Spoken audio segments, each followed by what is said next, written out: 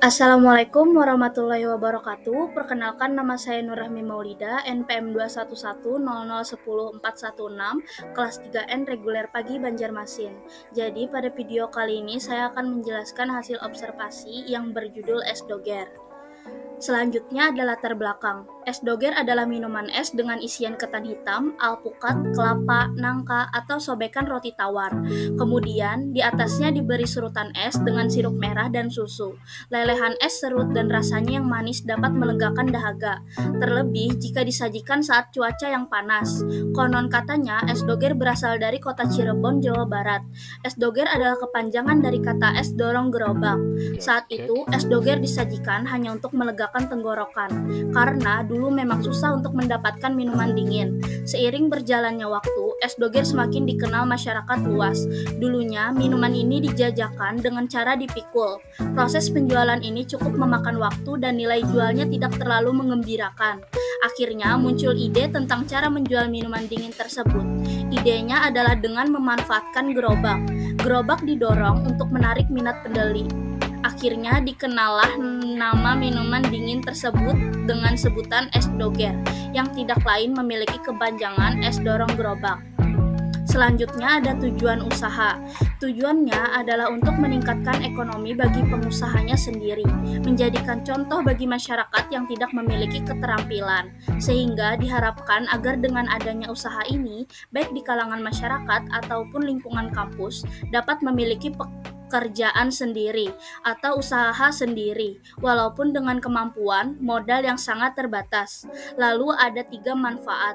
Yang pertama, menciptakan lapangan kerja sendiri, 2 sebagai media penghasil sampingan, dan yang terakhir termasuk usaha yang mudah dilakukan. Selanjutnya, ada pembahasan hasil observasi yaitu profil usaha. Nama usaha adalah Es Doger Pak Dayat. Bidang usaha, minuman dingin. Jenis produk atau jasa adalah jajanan kaki lima. Tanggal mulai berdiri, tanggal 20 Januari 2005.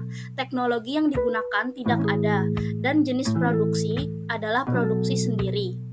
Selanjutnya, es doger. Es khas Nusantara ini berasal dari Cirebon, Jawa Barat. Doger merupakan singkatan dari dorong gerobak. Minuman dengan bahan dasar santan kelapa ini biasanya berisi tape, ketan hitam, alpukat, dan potongan daging kelapa.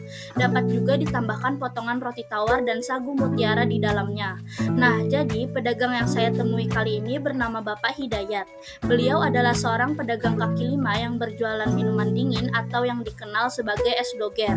Beliau sudah memulai usaha ini dari tahun 2005 sampai sekarang. Beliau juga mempunyai seorang anak laki-laki yang kadang membantunya berjualan. Bapak ini juga sering berjualan di depan sekolahan, di pasar, dan di pinggir jalan. Es doger ini sangat enak jika kita nikmati pada saat cuaca yang terik atau panas. Lalu ada keunggulan usaha es doger. Kekuatan dari suatu usaha es doger selain sebagai salah satu incaran para konsumen yang hendak akan menikmati kesegaran minuman yang menyegarkan dalam acara-acara tertentu seperti saat arisan, acara pesta, acara pernikahan, dan juga untuk acara kantor. Es doger menjadi minuman yang sangat cocok untuk dijadikan menu hidangan untuk acara tersebut. Usaha ini juga bisa menerima pesanan dari konsumen dalam jumlah yang banyak, sehingga menjalankan es doger tidak hanya dijual langsung dengan di stand ataupun keliling. Nah, lalu ada resiko usaha es doger. Saya bertanya kepada bapak penjual es doger, "Bapak, apakah ada resiko pada saat berjualan es doger ini?" Bapak Hidayat menjawab, "Usaha es doger ini juga mempunyai resiko tersendiri untuk proses dari pembuatan es doger. Gagal dalam membuat santan sudah menjadi suatu resiko. Dalam memasak santan harus dikerjakan dengan cara hati-hati. Dalam proses dari perebusan, santan perlu untuk diaduk secara terus-menerus. Juga perhatikan pula nyala api yang dipakai supaya matang secara merata. Gunakanlah api dengan ukuran nyala yang sedang. Apabila santan tidak dimasak dengan cara sempurna, maka menjadi mudah cepat basi. Resiko yang lainnya, ketika cuaca hujan, tentu pendapatan akan sangat berpengaruh. Namun, ketika cuaca panas, pendapatan yang dihasilkan dapat meningkat hingga 2 kali lipat. Hal ini disebabkan lantaran minat para konsumen yang dapat berkurang sebab dipengaruhi suhu yang dingin." Selanjutnya, pemasaran es doger. Menurut pendapat saya, dalam pemasarannya yang terbilang praktis bisa melalui promosi pada WhatsApp dengan cara mencantumkan kata menerima pesanan, juga dengan menyertakan nomor handphone yang dapat untuk dihubungi, serta jangan sampai lupa merek ditampilkan di gerobak, supaya konsumen yang melihatnya bisa dengan mudah untuk mengetahui identitas dari usaha Anda. Hal ini bertujuan pula untuk memudahkan para konsumen agar dapat menghubungi Anda saat hendak memesan es doger untuk suatu acara. Untuk acara promosi dari mulut ke mulut, maka Anda bisa untuk memberikan es doger Anda dengan cuma-cuma kepada orang-orang terdekat, seperti para tetangga, kerabat, juga para sanak saudara.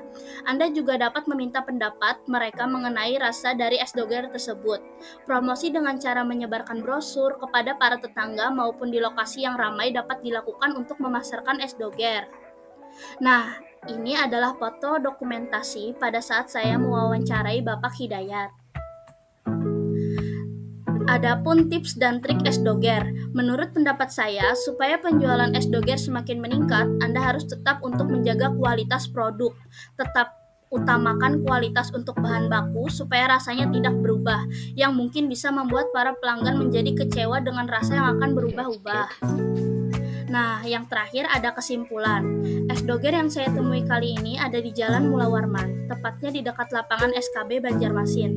Kadang bapak penjual es doger ini menjualnya secara keliling, seperti di depan sekolahan, di pasar, dan salah satunya di dekat lapangan SKB Banjarmasin. Bapak ini memulai usahanya dari tanggal 20 Januari 2005 sampai sekarang. Bapak ini tidak memiliki teknologi dalam memasarkan dagangannya. Jadi, saya memberi saran kepada Bapak dengan cara mempromosikan dagangannya via WhatsApp ataupun Instagram. Saya juga memberi tips dan trik agar jualan Bapak tetap laku di era yang sudah modern ini. Sekian video observasi dari saya. Jika ada salah kata atau salah penyebutan, mohon maaf. Wassalamualaikum warahmatullahi wabarakatuh.